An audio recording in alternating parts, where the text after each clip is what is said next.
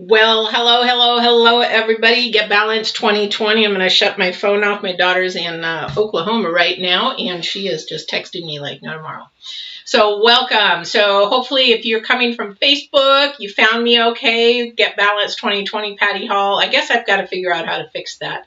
But in the interim, what you're here about is that real dirty word called love. Yeah, nobody seems to want to use that anymore. What's the deal? Or they're fearful of using it.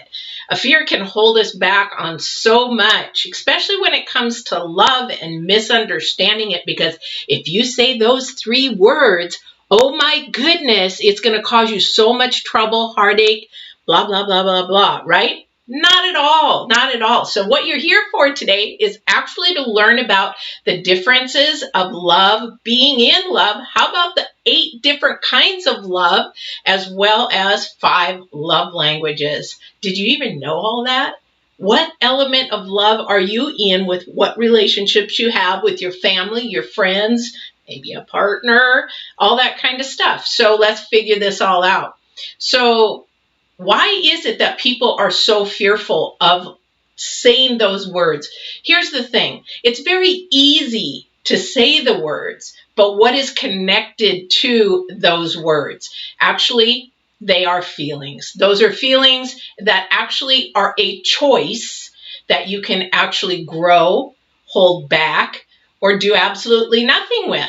Sometimes people will say those 3 words and it'll be just sort of poo-poo coming out of their mouth that they don't even really mean it. That little brown stuff that usually sometimes happens comes out of mouth just because you want to pacify somebody else. Not a good way to do that.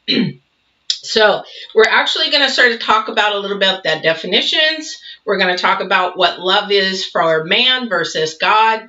And I'm not going to go into the religion, but that is where it all starts. And it's actually not a religion. It's a relationship. So anybody in my circle knows that it's all about a relationship, not anything to do with any religion. I don't believe in religion. I believe in relationships. So we're going to talk about that. We're going to talk about each element, what it means. We're also going to talk about 5 love languages. And also, too, if you've not picked up the book, there's actually a book on it. It's called The 5 Love Languages. Yeah. So if you haven't picked that up, then it's actually a very good read, especially if you're in a relationship that might be having a little bit of trouble, because I'll guarantee that you're not understanding what the other person's love language is. You're actually trying to give your love language, which may mean absolutely nothing to that other person. So that we'll talk about those. And what is good love? What's toxic love? Or is there really a toxic love? Let's find out. So let's get started. Where did love really start? Okay, in Get Balanced 2020, we talk about the mind, the spirit, and the body. Okay, and we always say that spirit starts first. Spirit speaks to our character, our personality. It tells us what's right and wrong, whether we want to listen or not, right? So then our mind is actually our soul, our head, our character, our personality, this part, and then it tells our body how to act, speak, or not react. So if you're going to say, I love you, or I don't say, I love you, then actually that is how it works. So love started literally in the spirit, and love is God or spirit or whatever. Now, what a concept, right? Because some faiths believe that God is I am. Some people believe that God is universe, God is energy, God is life. But the thing is, what is it in every element, no matter where you are around the world, that everybody relates a creator to? Love. Now, if you ever noticed or witnessed anybody that has gone through, now I have met somebody that actually went through a near-death experience.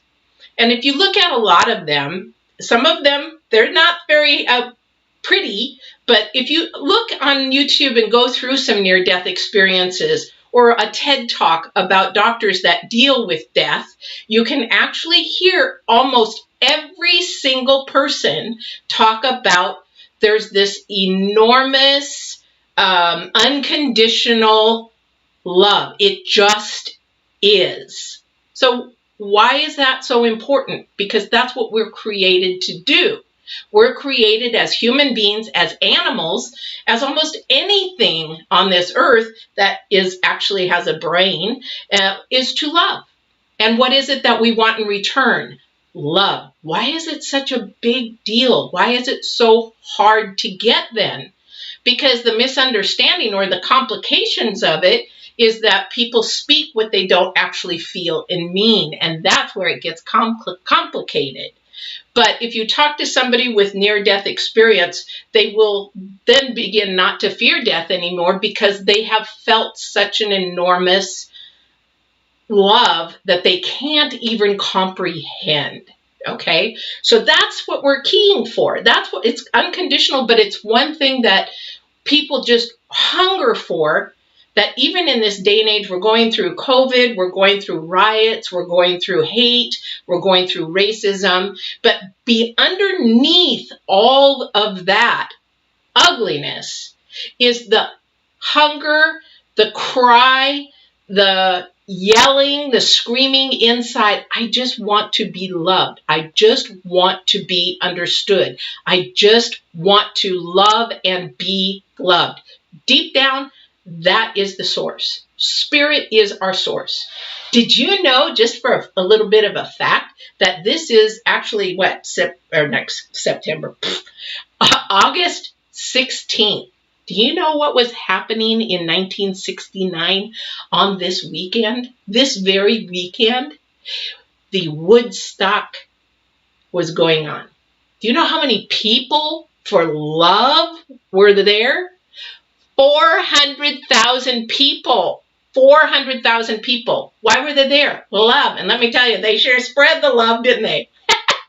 Anyway, so that's what, people thrive and hunger and look for love all the time. Why do you think these dating apps and these dating websites are just loaded with people? It's not that they're lonely or desperate. They just don't understand love and how it works and how they actually have control of it within themselves, but also can help others get loved as well. We have spent billions and billions and billions of dollars on love. Why? Because it is the most important element on this big green ball or blue ball, whatever you want to call it. So let's get down to some of the nitty gritty. All right. So what is love? Is love really man-made or is it spirit-made? We already talked that it is from spirit. But what is sort of the definition? So is love and being in love the same thing? Nope, it's not. And there are different levels, like we talked about, of love. And I'm going to switch this around here in a second. You get to see my dirty office. It's actually not dirty. It's just small and shoveled a little bit. But we're going to talk about the 8 different types of love. You can determine where you're at in your self-love. Where is that? And what kind of love is that? Self-love. And then where you are with maybe your family or your friends or whatever. And why is it so hard for us, just as friends or family, to even just say, I love you without somebody panicking, getting a heavy, quick breathing chest and all that kind of stuff? It is something that we should be able to say and feel free-flowing. So let me ask you this. Is love a choice? Yes? No? Love is a choice. You can choose to love someone. You can choose to fall in love with someone. You can choose to fall out of love with someone. You can actually choose to not love anyone. But again, you're lying to yourself, because what is the number one thing a human being is in search for? And what is that? Love. Okay? And why? Because even if you look at love and any of the faiths around the world, what do they ask you to do? Protect your heart, guard your heart, or whatever that is. You want to protect it. because the heart is where the spirit lies. And that is what we need to keep like an armor on. So we need to be mindful who we let into our circles, who we are going to love or not love, choose to love or not love, because that could really affect us. And so is there a toxic love? Yes, there is. Is that really love if it's toxic, dysfunctional, destructive?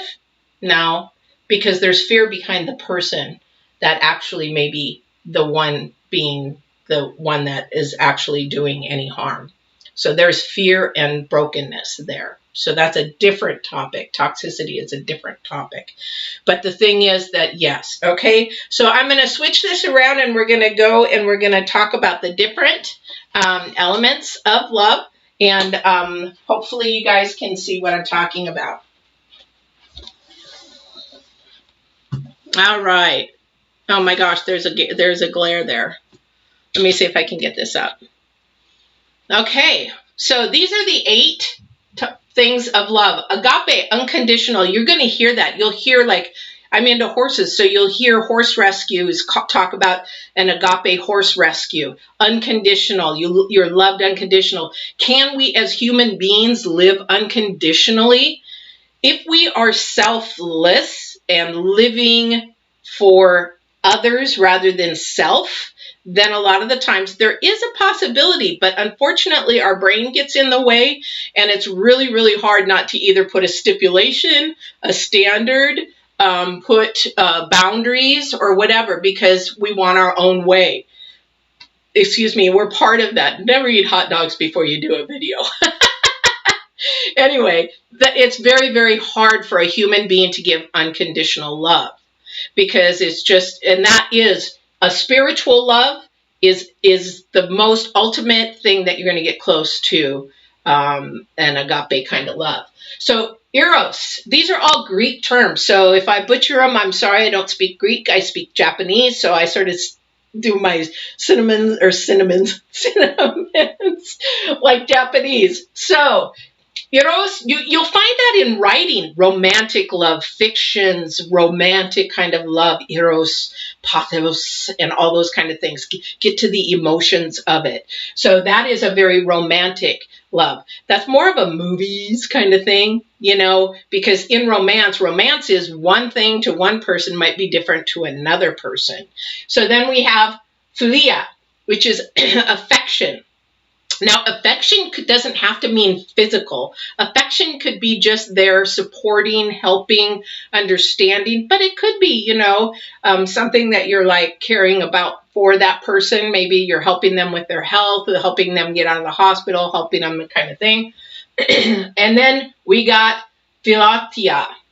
PHILAUTIA is self-love. And I put a star behind these two because these are the two that we should be obtaining. The number one things is we should be obtaining actually first our self-love, and then agape, trying to achieve unconditional love, which means you're going to have to get into your spirit a little bit. And if you don't want to get into your spirit, and that could create a very unbalance, because you have to have spirit, mind, and body all together to get balanced. So maybe think about that. If you're like, nah, I'm not spiritual. Well, you got to believe in something, because if you're atheist, you actually sort of do believe in something, because why are you trying to prove that there isn't a God if you don't believe in God? Anyway, for another time. So, storage. I want to say storage on that one all the time, but that's a familiar. So that'd be sort of like family. We're familiar with somebody. Or if you've been in a relationship a long time, then you're very familiar. You know the ands, ifs, buts about another person. And so it's just familiar to you. Maybe an old child friend who's known you for so many years. That's a familiar. So that is a form of love. It is a form of love to actually sit there and be around that person. You like that familiar. Sometimes we sort of get stuck there, though, and that familiar could be also something that we need to move away from to grow, and we want to stay there. And then sometimes we just don't grow. We sort of get stuck there. So, and pragma is enduring. Look at the older couples that have been married 40, 50, 60 years. That is one of the ultimates, I think, because you have endured the test of time. You've been through the good, the bad, the ugly together. You know everything about you or the other person, and it is something, there is an attachment, a spiritual attachment, that no matter what that person could do, say, or didn't do, is you're going to stay with them. That, to me, becomes an agape love. Because if you've stood the test of times with somebody for that long, how could it not be agape love? So I really think that the pragma and the agape love should actually go together. But next one is ludus. Ludus is playful, sort of that, kind of fun. You just want to go have fun. Maybe you want to dress up and do stuff, or maybe you want to, go do things together. Could be some intimacy, fun things as well. But that also too can be a family playful love. So even though you have actually familiar and playful, a family does. You go on a vacation together, you go to Disney World, Disneyland, or whatever. That's very playful, and you're doing it all together because you all enjoy it. So that's a playful love. Telling jokes or having fun or coffee or whatever. Playfulness, just lighthearted, keeping the energies lifted up, very playful. Now, mania, that one is an obsessive love. So obsessive actually is borderline, only because when we obsess over something, if you were a believer in God or faith or whatever, what do they say about that? It becomes an idol. It becomes something that you cannot stop thinking about, sleeping about, and all that kind of stuff. Is this being in love? Not really. So this is actually a love that is sort of based a little bit deeper, but has a little distortion to it. You can be obsessed about something, but then that balance gets off. So our balance is not healthy if we begin to think something of an obsession over something. That's like when I worked in chemical dependency, becomes an addiction or something to that. Sexual addiction is very much an obsession. So that is not a love. You have a love of it, but you're so obsessed you cannot control yourself over it. That's when it becomes a little detrimental to your well-being, your healthy self. So if you watch pornography, that is actually, you're desensitizing yourself to actually having any of these loves with somebody else, because pornography, using toys, is actually desensitizing you to what a human can actually do, a real human in front of you can actually do. So therefore, you're desensitizing yourself to being able to allow that person to express love as much as they can, or you even be functional to express it to them. Maybe that creates a dysfunction that you cannot perform in that way. That's when we talk about obsessions. Fatal attraction, that even though they think they love them, they have become so obsessed that then it becomes unhealthy. Now, some people say, well, is abuse love? It's not. Abuse is actually a power issue. So that is something broken inside, that some trauma or something happened to that person that actually created them to need that power over somebody. So if you know people in an abusive relationship, well, he loves me even though, he says he's sorry. No. Or she loves me. No, it could be a guy or a girl doing abuse. That is not love. That's a power. That's a power trip. And that actually can be very detrimental and deadly. So we're not going to talk about that today. So those are the 8 elements. So where are you at with yourself? Are you even self-loving? Do you even love yourself? Or do you hate yourself? You're like, what does she mean, hate myself? Literally, people do hate themselves. You know why? Because they actually put themselves into relationships that they should never put themselves into if they were healthy. So toxic relationships, or not knowing themselves well enough, love themselves well enough to know their intentions, their desires, what they will put up with, standards or boundaries that they will put up with, or their bad habits and their good habits, their weaknesses and their strengths. Because when we love a partner, or anyone in our family, we are supposed to build that person up. So when we build that person up, then actually they can flourish and grow. So do we love ourselves enough to know ourselves? What is it that I will accept in my life, will not accept in my life, what my boundaries are, what my goals are, and actually get yourself in singleness to a point where you have self-love and actually know what it will take for you to endure with someone else, to have enduring love. Because that is really huge. When people go into dating, a lot of people are not even ready to date because they don't even know where they are on this scale. So we have to understand, what is my intent? What am I looking for? Am I looking for a playful love? Sometimes playful loves are really, really good, but there has to be a boundary and a standard, because otherwise it becomes an immature love, not a mature love. Because maybe that person hasn't had, maybe they've had trauma that they hide their playfulness or their laughter through pain. And maybe they haven't grown up enough in that love. So that's one thing, that playful is really important in a relationship or growing as a person. We have to enjoy life, lift our vibrations up, have happy and good thoughts and things like that. But there is a boundary and a limit to that. So when we go to look at affectionate love, okay, so affectionate love actually could be physical touch. Physical, maybe somebody really loves to be hugged.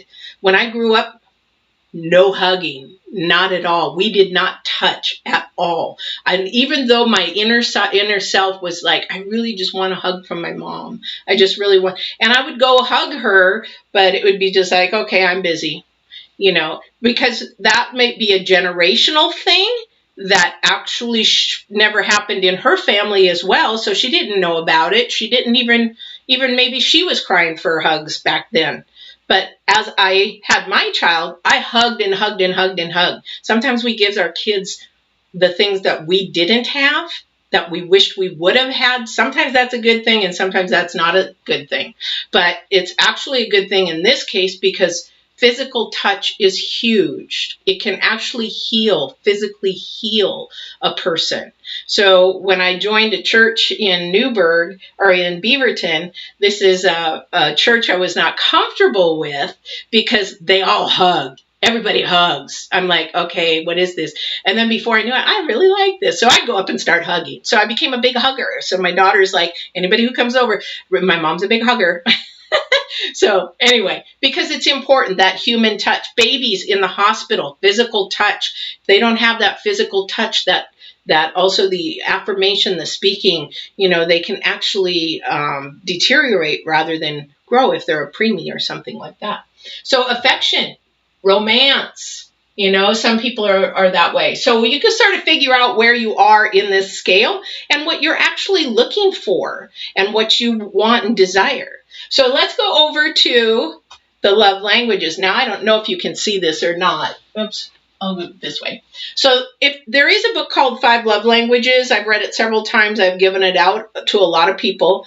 And when my husband left, I actually thought, what happened? I never ever got an answer to why he left. I thought I was totally in love with him and things were good and first year of marriage and blah, blah, blah. But lo and behold, after he left, he wanted to come back. Is that a good thing? That's another video. No. Anyway, so what happened was I went and read the 5 love languages. Because as we divorce or we leave partners or partners leave us, we ask, what did I do? I thought I loved them as much as I thought I was doing the right thing. So what was it about me? And so the thing is, that's the wrong way to think about it's basically what happened or what was wrong with the other person that maybe they weren't ready. Sorry, it's very warm wherever you guys are at. I'll tell you right now, Texas is 111. My daughter just said they're leaving Texas right now. It was 101 in Oregon, even with the air conditioner on. I'm sweating. That's okay. I can always lose the extra weight.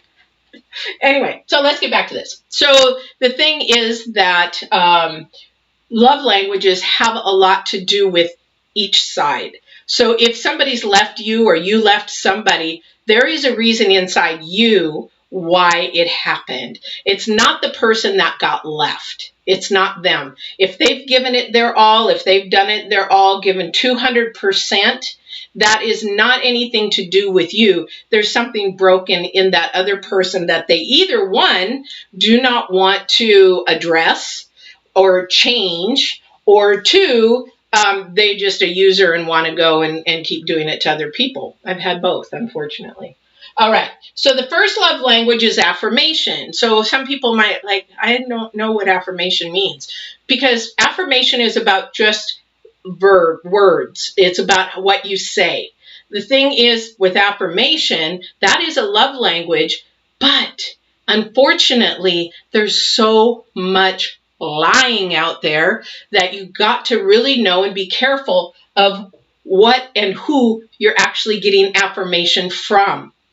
It has to be somebody that is going to support you, lift you up, going to be a helper, somebody that has got your back, somebody that is maybe even seeing you go the distance. So you want that affirmation from somebody in that.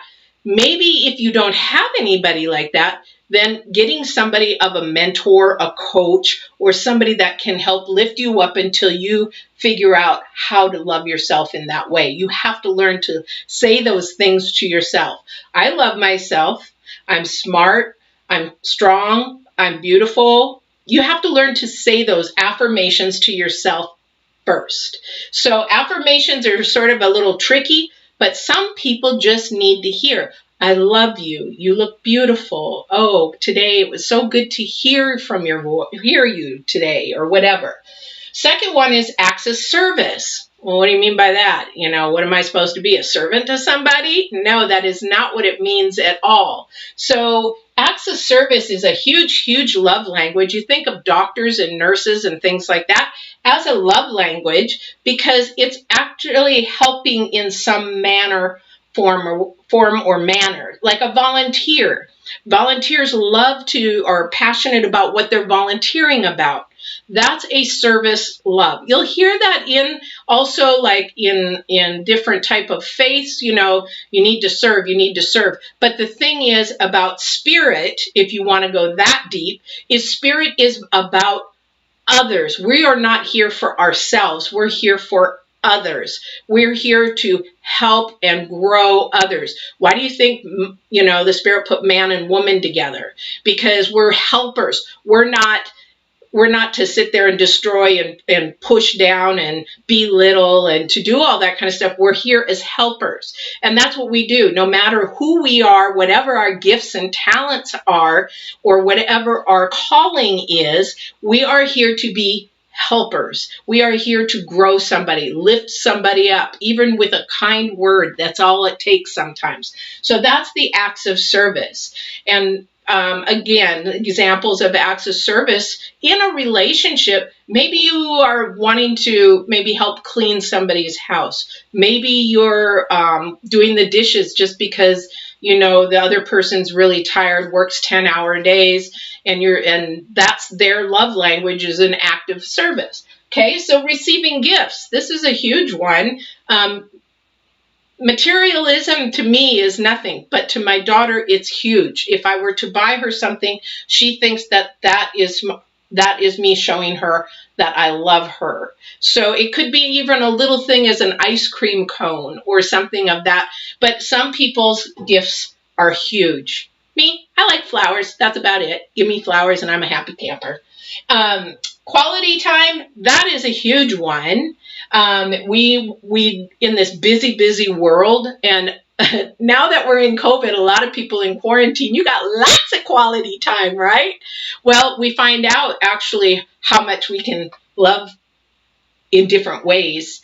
and what each other's love language is. This is actually a good topic and a good thing to sit down.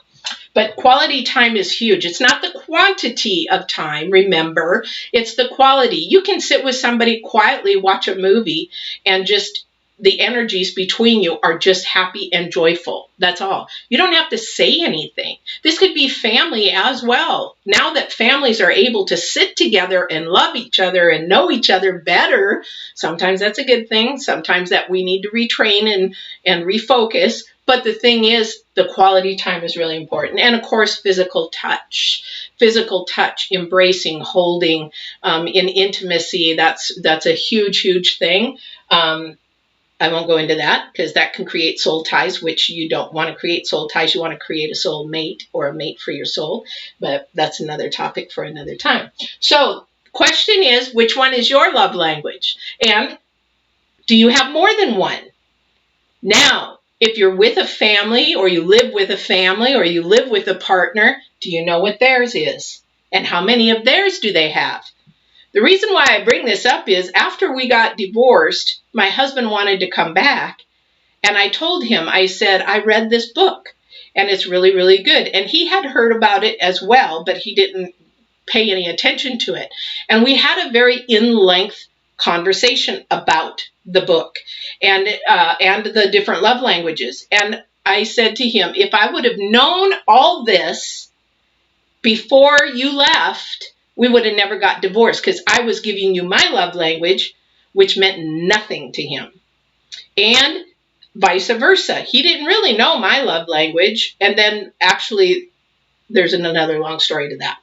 But my point is, if you know each other's, you can actually communicate 10 times better.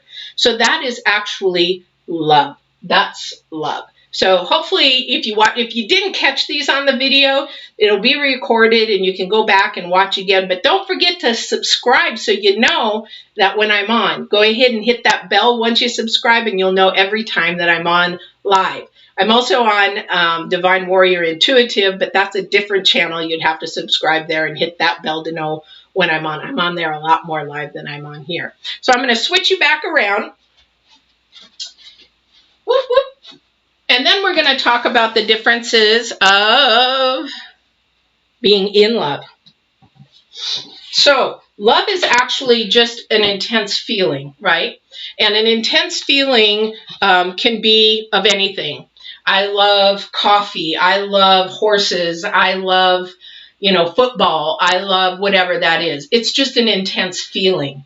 So when we're talking about being in love, that is actually an intense feeling at a next level.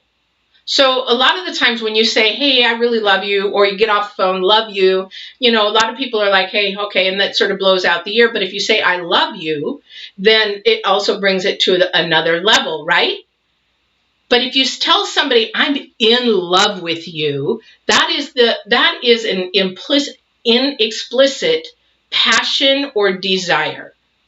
So when we're in love with somebody, so this is really great for those of you that are dating to know, actually, if you're infatuated, you love the person, or you're in love with the person. So infatuation is a whole different thing. That's lust. That is just, something fresh that you haven't thought about. You haven't put a lot of processing into it, that you're infatuated because something is actually making you excited.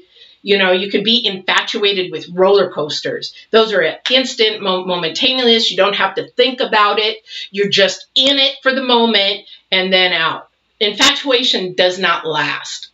Again, we look at enduring love, the PRAGMA love, that is lasting. And when we go into dating, people just panic at the word. I've done this before, and it's just like, okay, I guess I can't do that. But it's like, this is what God intended us to do, to love each other, to grow each other, to help each other. And the thing is, it is very fearful for a lot of people.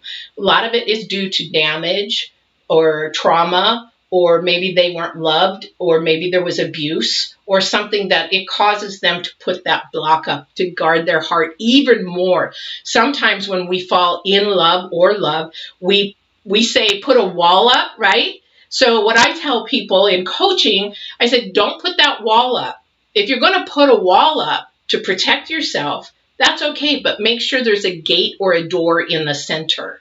And they're like, what the heck? No, you need a gate or door in the center that you can open and close to let whoever you want in. That is your choice, your determination. Then leave the wall up for the rest. But if you just put a wall up, that gives you no wiggle room to get in whatsoever. Does that make sense? So make sure if you're going to keep your wall up, put a gate or a door in the center. All right? So, and then you allow whoever you want in. And that person, if you choose to love them or go and be in love with them, they have standards and boundaries. You should have standards and boundaries of at what point you're going to allow them in. Trust is huge. Time takes. Some people can be trusted right away. Some actually have to build trust. And it's you that actually can either give trust or tell somebody they have to earn it. A lot of the times giving trust is a good thing. It's just hard when you've been in love or love maybe 1 or 2 times, and then that being burnt enough will cause you to actually put that wall up. Keep that gate there. So when you're looking at in love, though, we're looking at a deep, deep passion or desire. And what does that mean? Well, I love them. I have a passionate desire. I love them. No, this is something where you can't stop thinking about them. You just want to be with them. You want to be around them all the time. They make you feel good. They make you feel lifted up. They make you feel like you're growing and they want the best for you. Okay? So that is what being in love is what's supposed to look like. Now, I don't know where you're at in the process of love or in love, or maybe just loving your family, your friends. Maybe you're learning to date and you want to know how to go about all of this, right? So what are you looking for? So there is also, thank you, because there's also another thing. So when you are loving somebody, or you love somebody, it's all about what they make you feel like.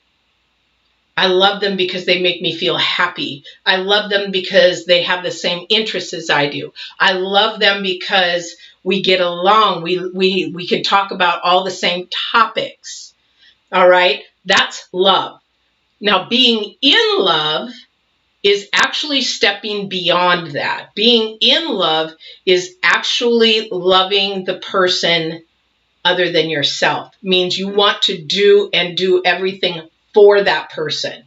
That's in love. It's selfless. Whereas more love is selfish. Does that make sense? Now, in this case, it's not a bad thing because we have to love ourselves first, right? We have to find that. So do opposites work? Do opposites attract? And does that really, really work? Yes, it does. You know why? Because when we love somebody, we're trying to grow each other. And if I have a weakness and that person has a strength, what a great fit. If that person has a strength or has a weakness and I have that strength, what a perfect fit. So it's like people say, well, I don't know, we're so opposites. Will it work out? That's the divine in you. But the thing is that, yes, it can work out. All right. So let me see if I've hit all the topics here. I have. So the other thing too is at the end of the day, love should not be a bad word to use. We talk about all the dysfunctions in the world. I mean, with everything, and maybe this is why the divine wanted me to come on and talk about this today. I don't know. He says jump, I jump. But the thing is that we need to know that every single being, every animal on this earth, and if you want to know if animals really have feelings, go look at a rescue commercial or the ASPSA, whatever the Humane Society commercials, and tell me that you cannot see pain or fear or all those kind of things in an animal They actually have, if they have those feelings, they have love as well. Everything just needs love, wants to be loved. And to say that, now the other thing is, to finalize everything, is you can tell somebody over and over and over you love them, or you're in love with them. And here's where the problem in relationships happen, is somebody's so easy to say it, but they don't act it. So when you are in a relationship or looking for a relationship, you need to watch the actions of their love, or any, if there is any at all. Because the other thing, again, it could be infatuation, or it could be manipulation as well. Then that's where it gets confusing. And that's where all the problems come in, because men have games, women have games. And when it comes to dating, it's all about not fishing, but testing each other to see how much, rather than just being completely honest. If people were more completely honest when they come to dating, which doesn't happen in your younger years, but as you get older, you get sick and tired of the game, so you actually be truthful. Just tell me the truth. I got big girl panties on. Tell me the truth. I got big boy pants on. You know, that kind of thing. So it becomes to the point where you actually then get tired of the games. Just tell me. I'll move on. It doesn't matter. You know, because we know at this age, love is a choice. And to be in love with somebody is a choice. Also, too, it's how you connect to chemistry, your energies, and everything like that. It has a lot to do with it. But manipulation is so powerful and so strong that people use those 3 letters, I love you, and then everything gets skewed because he said he loved me.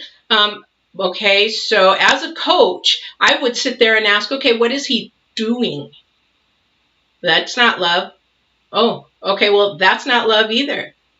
Okay, where is he lifting you up? Where is he helping you? Where is he supporting you? Where are you supporting him? Where are you lifting him up? Oh.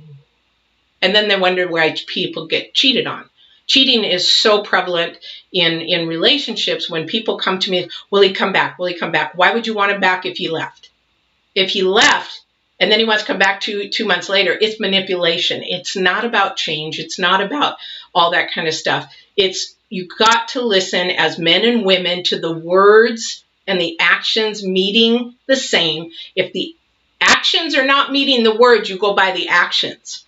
So with love, being in love, and that will save you a lot of headaches and a lot of heartache and a lot of tears, and hiring me as a coach. All right.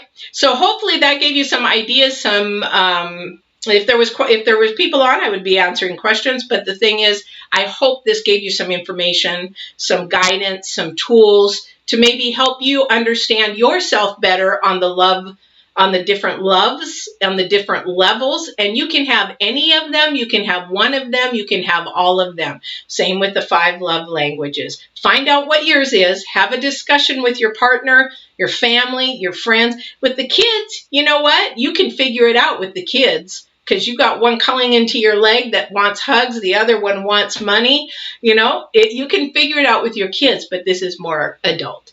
All right, you guys, I hope you had a good lesson. I hope you're staying cool, staying healthy. Learn to say love a lot more than all these other words, hate, racism, and all that kind of stuff, because just know that the person you're looking at and talking to just wants to be loved as much as you do. All right, take care. Bye-bye.